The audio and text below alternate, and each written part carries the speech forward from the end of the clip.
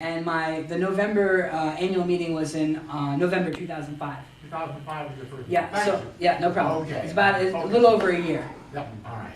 There was one over here. Has anybody from like the Veterans Administration or anyone had any comment about that you went into? What, you know, has anyone had anything to say to you? You know, it's so funny. My voc rehab counselor, he wanted me to be an education major with a concentration in science because he said that's employable. And I basically dropped and changed my major behind his back.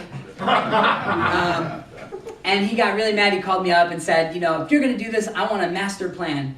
I want to know what you're going to do. So I wrote him a 16-page master plan about going to DC and all this stuff. And it's actually kind of a funny document to look back on because I've done most of the stuff in it with really having no idea what I was doing at all, even while writing it. And, you know, they kind of just accepted it because there wasn't much else they could do. Because I was getting good grades, I was, you know, on the dean's list every semester. They don't generally pull funding from people like that. You know, if I was getting D's and stuff, they might have a problem. But that's the gist. Yeah. One more. Yeah, it's important to note that the Veterans Affairs Department is not the Department of Defense. Yeah. They do not reside in the Pentagon. Yeah, that's right. That's Say right. that again. I say the VA is not the Department of Defense. Oh, it is? Oh. They do not reside in the Pentagon. Yeah. They're completely Yeah, different the Department of Veterans Affairs actually has its own cabinet level appointee. It's been General Shaky for a while, but I'm not sure who it is right now, actually, off the top of my head. But yeah, that's correct. They're different departments in the federal government. So with that, I'm gonna just kind of move on a little bit. I want to, if I may, before I delve into this budget stuff, I want to give you guys a little bit of background, and I hope I don't lose you on it because it's a little wonky. But I want to read you something first that I recently read that I found incredibly fascinating. This is a speech titled "A Chance for Peace" or "The Chance for Peace." It was delivered on April 16th, 1953 by then recently elected President Eisenhower.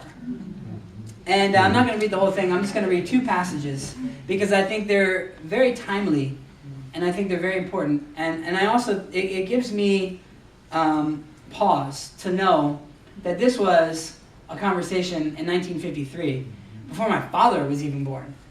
And it's still something we're working on now.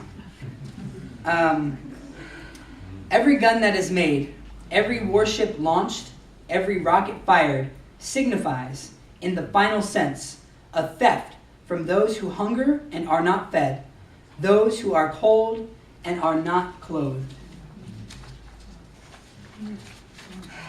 The monuments of this investment, and he's talking now about investing in peace, investing in infrastructure and education and hospitals.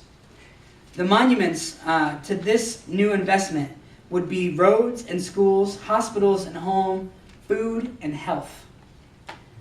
Now that's Dwight Eisenhower, the only 5-star general that the military ever had. Yes. He was the unified commander of World War II. He is the head honcho.